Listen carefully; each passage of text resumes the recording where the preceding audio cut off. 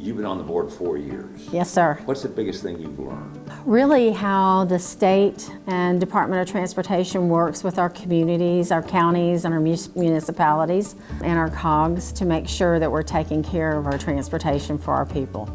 They are really a hardworking group of people. We are not paid to be on the commission. Yeah, some people think we are not. We do it because we have a love of other South Carolinians. Our state, we're proud to be on the commission representing people. We're appointed by the governor. So the governor actually asked us to be on the commission, and then we go through confirmation from the House and Senate. But proud to do that because, you know, I've always wanted to do what I could to make a difference in the lives of others. And we are doing that when we're doing what we can for infrastructure. As chairman, what kind of club do you now wield? Oh, I don't have a club. It's really just working together with people, and I think that's why people look of who they want to come on as the chair, someone that really is collaborative and works together with people and wants to just make a difference. I think that's what we all look for.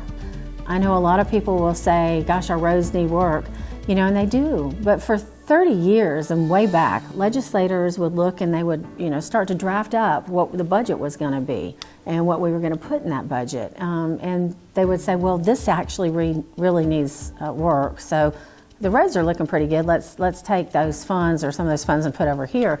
So they move it to another area of the budget, right? So if you do that for 30 years, you know, that's why we are in the situation we are. But our secretary and our entire team at SCDOT really take that to heart and do what we can to make a difference. So you'll see them constantly looking at what we need to do. We work with our MPOs and our COGs and our cities so that they actually rank those projects. I think people don't realize that either. So when we work with those study groups, so there's a study group and a policy group with each of those areas for those transportation study areas, and they determine what are the roads that they need to do. So they have a list, and so that is how those roads are taken care of. And we do it not just from knowing that internally. Used to be at DOT that they would look at what the projects needed to be, but isn't it smart that we take it back to the citizens and to the area where those roads are to determine what the great need is? It's gotten so expensive to do road work. Yes, sir. How do you address that, and how do you catch up? Yeah, it's tough. You know, it's anywhere from, depending the road, $600,000 to $1 million per mile. Yes. And you know, a lot of people don't realize either, we have 41,000 miles in the state of South Carolina. We are the 4th largest system in the United States. And I attribute that to just good taking care of our citizens. So here's what the difference is. A lot of people go, well, geographically, this state is larger, but here's what happened. So back when people were working on the roads, right, if a community said, city or county, we can't take care of those roads anymore, financially we can't afford to, those states wouldn't take them back. Guess what South Carolina did? We took them back. Because if we knew those roads needed taken care of and the city or county couldn't afford it or couldn't take care of that, we made sure that we did that for the citizens of South Carolina. That's just who South Carolinians are. The leadership like we've had with Christy Hall, she's been able to go to the House and Senate and ask for funding. And those House members in our Senate have just been great to work with. They realize that she's meeting the mark. She's doing what they've asked her to do. And they see the progress we're making, so they're willing to put the money towards the bridges and the roads and paving. And it's really made a huge difference. So I do believe in time, we'll do what we can, but it is a long way to try to catch up for 30 years.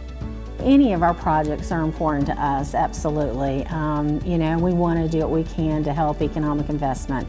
Whether I'm at the Chamber as the President and CEO or I'm on SCDOT, we want to do what we can to better the lives of our citizens. Everybody's heard about Buc-ee's. It's a great place. People are working hard to see what we can do to make sure that that becomes a reality.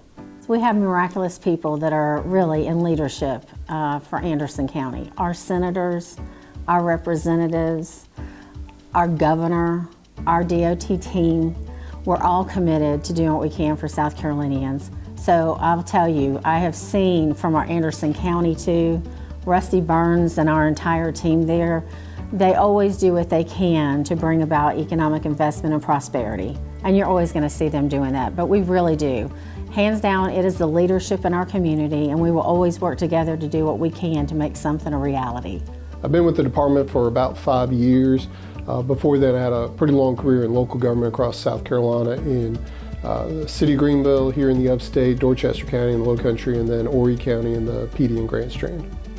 So the Secretary of Transportation is ultimately charged with leading the operations of the South Carolina Department of Transportation under the guidance of the Department of Transportation Commission. Pam Christopher here from Anderson is the chairman of our commission, but the Department of Transportation is responsible for maintaining and operating 41,000 miles of roads across South Carolina. We also provide mass transit services to our rural areas.